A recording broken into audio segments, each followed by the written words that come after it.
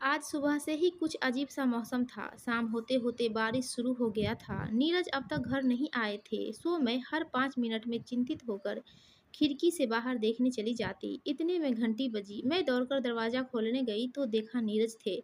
रसोई में जाकर चाय नाश्ता तैयार किया और उनके साथ बैठ गई। हम चाय की चुस्कियाँ ले रहे थे कि अचानक जोरदार गरज के साथ बारिश और तेज होने लगी और पल भर में बिजली भी गुल हो गई। खिड़की पर जाकर देखा तो दूर दूर तक रोशनी नजर नहीं आ रही थी। मैं और नीरज इस घर में 2 साल पहले रहने आए थे। तब से अब तक यहाँ केवल 5-6 मकान और बने हैं। कुल मिलाकर यह दूर दूर बसे कुछ ही मकानों की कॉलोनी है। दिन भर अकेले रहने में मुझे थोड़ा डर लगता है, लेकिन आज ऐसे अजीब मौसम में नीरज के होते हुए भी मन घबरा रहा था। मैं बस आकर बैठी ही थी कि मुख्य दरवाजे पर कुछ हलचल हुई।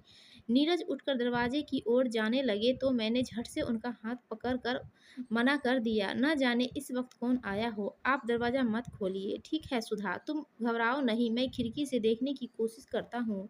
मेज पर पड़ी टॉर्च को उठाते हुए नीरज ने जवाब दिया। खिड़की का एक पल्ला खोलकर वे टॉर्च से देखने की कोशिश करने लगे। बरामदे में एक बुजुर्ग दंपति खड़ा था। रोशनी उन पर पड़ते ही वे घबरा गए। इन्होंने सवाल किया कि वे लोग क्यों यहाँ खड़े हैं और क्या काम है। अपना सिर पोंछते हुए वे बोले, बेटा हम दोनों काफ़ी भीग गए हैं, अचानक बारिश हुई सो हम अंदर आ गए। माफ़ करना बेटा, आप माफ़ी क्यों मांग रहे हैं। आइए, जब तक बारिश नहीं थमती आप हमारे मेहमान हैं। नीरज ने दरवाज़ा खोलते हुए कहा। मुझे चाय बनाने को कहकर वे उनके साथ बातें करने लगे। नीरज ने उन्हें तौलिया देते हुए उनका नाम पूछा। मेरा नाम राघव है और यह मेरी धर्मपत्नी किशोरी। हम रामपुर से आए हैं। मैं वहाँ एक सरकारी स्कूल में पढ़ाता था। बच्चों की शिक्षा के लिए अपने 30 साल दे दिए। 3 बरस पहले ही सेवानिवृत्त हुआ हूँ। जिंदगी में संतान का सुख प्राप्त नहीं हो सका। आजकल कुछ बच्चों को ट्यूशन पढ़ाकर 2 वक्त की रोटी का व्यवस्था कर लेता हूँ। उन्होंने निराशा भरे स्वर में जवाब दिया। मैंने चाय मेज पर रखते हुए उनसे पूछा, लेकिन इस वक्त आप लोग यहाँ कैसे। मेरा मतलब है किसी काम से शहर आना हुआ।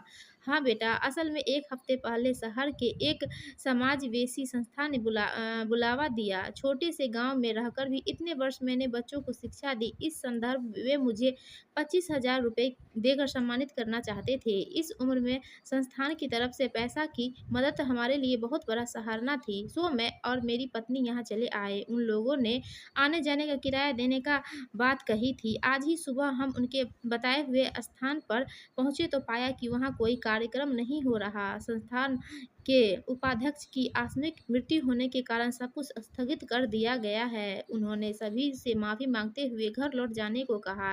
वे एक सांस में सब कहते चले गए। फिर आपने क्या किया? नीरज ने उनसे पूछा। फिर क्या बेटे, मैंने आयोजक से कहा कि मेरे पास घर लौटने के पैसे नहीं हैं, कृपया बस का किराया भर दे दीजिए। मुझे झिकरी लगाते हुए कहने लगे कि शोक की इस घड़ी में भी मुझे पैसे की पड़ी है और वह मेरी कोई मदद नहीं कर सकता। इतना कहते हुए राघव जी बिलख पड़े। थोड़ी देर के लिए कमरा अजीब सी चुप्पी से भर गया। इतने में अचानक नीरज बोल पड़े, मास्टर जी आपको याद है मैं 7वीं कक्षा में आपसे ट्यूशन पढ़ता था। मेरी अंग्रेजी थोड़ी कमज़ोर थी। वैसे आपके इतने शिष्य रहे, आप मुझे भूल गए होंगे। नहीं बेटा, मुझे याद नहीं। अब याददाश्त भी साथ नहीं देती। उन्होंने नीरज के सिर पर हाथ रखते हुए कहा। नीरज जीवन में इतने संघर्ष देखने के बाद भी उन्होंने गाँव नहीं छोड़ा। कैसे उन्होंने शिक्षा के लिए अपना जीवन दे दिया। बस इन्हीं सब बातों में रात बीत गई। अगले दिन मैं और नीरज उन्हें बस स्टैंड तक छोड़ने गए। बस के टिकट के साथ नीरज ने एक लिफाफा भी उनके हाथ में रख दिया। दरअसल उनको देने के लिए हम घर से 25,000 रुपये लेकर आए थे। लिफाफे में पैसे देख उन्होंने हैरानी से नीरज की ओर देखा और कहा, बेटे तुमने अनजान होते हुए भी हमारी मदद की, लेकिन मैं तुमसे पैसे नहीं ले सकता। नीरज ने उनका हाथ थामते हुए कहा, मास्टर जी मैं अनजान कहाँ। आपने मुझे शिक्षा का अनमोल तोहफ़ा दिया, यह तो उनके बदले एक छोटी-सी गुरु दक्षिणा है। उन्होंने तर आँखों से अपनी पत्नी की ओर देखा और दोनों ने मुस्कुराते हुए नीरज को गले लगा लिया। कौन कहता है मेरे बच्चे नहीं हैं?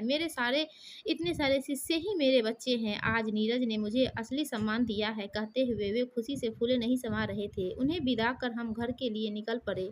काफ़ी देर तक हम दोनों चुप रहे। अपनी जिज्ञासा पर अंकुश लगा पाना मेरे लिए कठिन हो रहा था। मैं नीरज से पूछ ही बैठी, आपने कभी बताया नहीं कि आप रामपुर में रहते थे? उन्होंने मुस्कुराते हुए जवाब दिया, मैं कभी रामपुर नहीं गया, लेकिन उस सज्जन इंसान को देख मुझे अपने बाबूजी याद आ गए, जिस इंसान ने अपनी सारी उम्र शिक्षा के स्तर को ऊंचा रखने में लगा दी। आज उनका यह हाल है, वह 2 वक्त की रोटी भी नहीं जुटा पा रहा। बाबूजी इस दुनिया में होते तो मुझसे यही कदम उठाने की उम्मीद रखते ना। मैं एक पल के लिए अवाक रह गई। आज नीरज की उदारता के सामने खुद को नतमस्तक पा रही थी। दोस्तों, आपको यह कहानी अच्छी लगी तो प्लीज़ हमारे वीडियो को लाइक कीजिए और चैनल को सब्सक्राइब